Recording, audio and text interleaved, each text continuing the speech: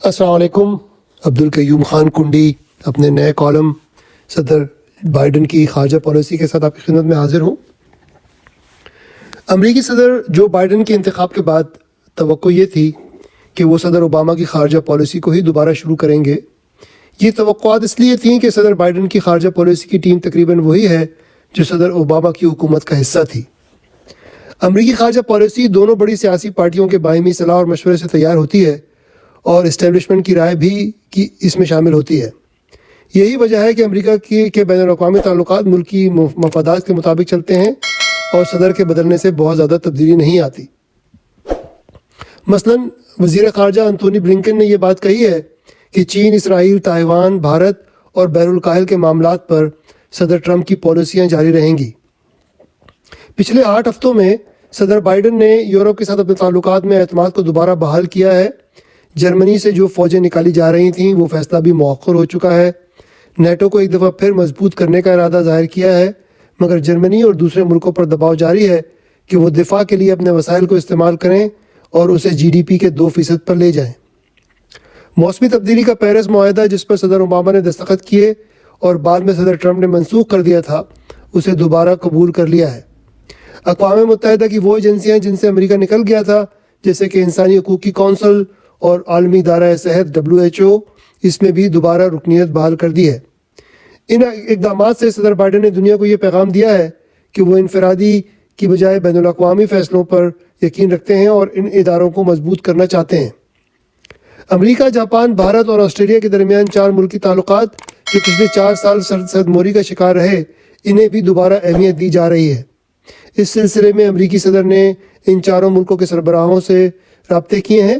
وزیر خارجہ نے ان ملکوں کے وزرائے خارجہ سے کانفرنس کی ہے اور جمعہ مارچ 12 کو سربراہی اجلاس کا بھی اعلان ہوا ہے.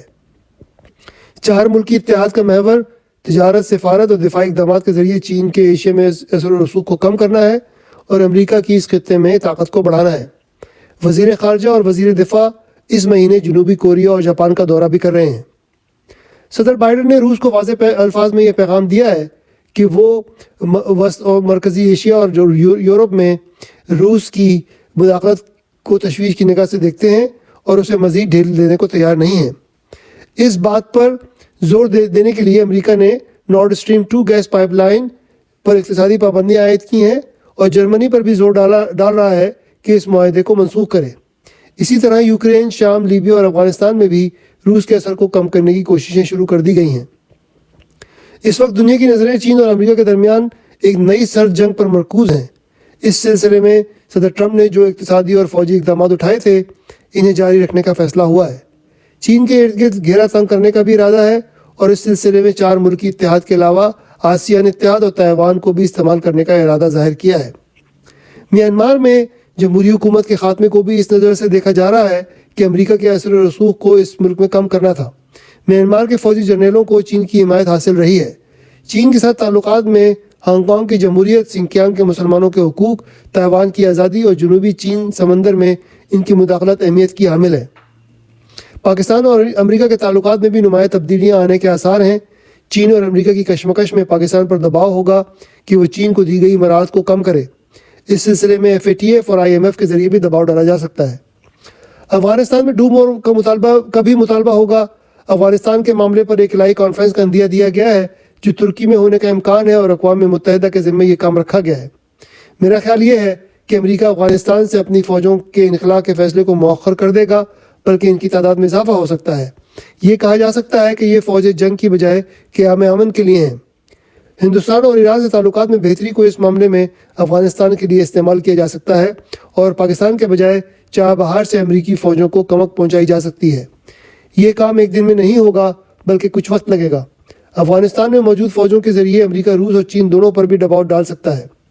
امریکی فوجوں کی افغانستان میں موجودگی پاکستان کے مفاد میں نہیں ہے. چین اور امریکہ کے درمیان سرد جنگ بھی پاکستان کی سالمیت کے لیے ایک مسلسل خطرہ بن سکتی ہے. پاکستان کی خارجہ پالیسی بنانے والے خطے کی موجودہ صورتحال کو سمجھ نہیں پا رہے اور غلط اندازے لگا رہے ہیں. ان غلطیوں کی وجہ سے ملک کو بہت نقصان ہو سکتا ہے.